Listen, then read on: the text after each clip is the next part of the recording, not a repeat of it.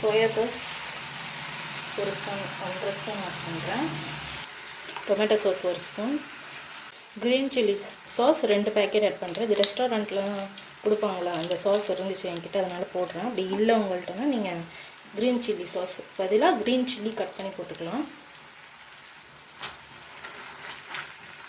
2 table spoon cornflour வந்து ஒரு பெரிய கிளாஸ் ஆஃப் வாட்டரில் வந்து நான் கரைச்சி வச்சுருக்கேன்.